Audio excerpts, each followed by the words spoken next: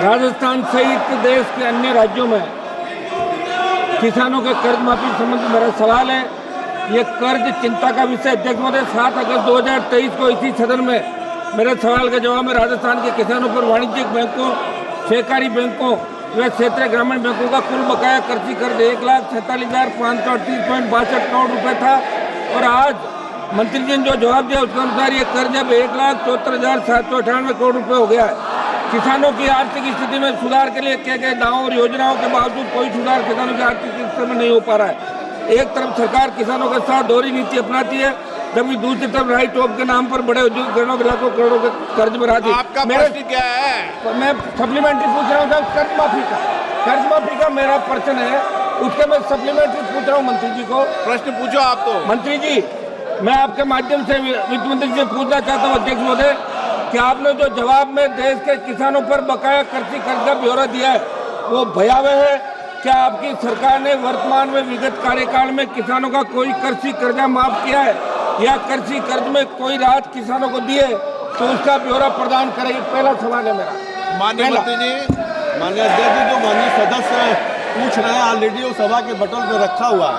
फिर भी मैं माननीय सदस्य को बताना चाहता हूँ अध्यक्ष महोदय कि माननीय प्रधानमंत्री जी के नेतृत्व में भारत सरकार किसानों के हितों की रक्षा के लिए पूर्ण तरीके से प्रतिबद्ध है और 2014 से अब तक सरकार ने किसानों के हित की रक्षा के लिए तमाम प्रयास किया है।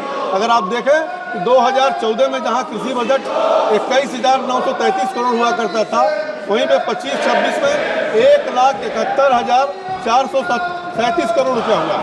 और वहीं पर देखें अगर जहाँ कर्ज माफी की बात करते हैं, किसान सम्मान निधि के माध्यम से अगर देखें तो 10 सालों में 3.46 लाख करोड़ रुपए का लोगों को सहायता प्रदान की गई है। वहीं पे उर्वरक की सब्सिडी हम दे रहे हैं, उन्नत बीजों के विकास की हम व्यवस्था कर रहे हैं।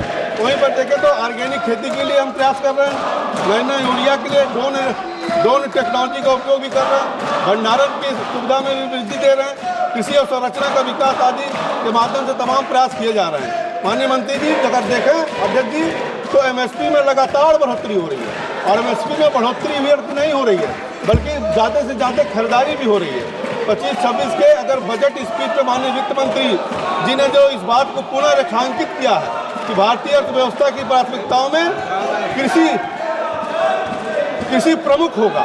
बजट 25-26 में अन्य कृषि योजनाओं के साथ साथ PM धन योजना के माध्यम से कम उत्पादन वाले 100 जिलों को फोकस में रखा जाएगा, जिसमें 1.7 करोड़ किसान लाभान्वित होंगे। इस प्रकार हमारी सरकार कृषि की लागत कम करने से लेकर उत्पादन उचित मूल्य दिलाने के लिए सभी सार्थक प्रयास कर रही है।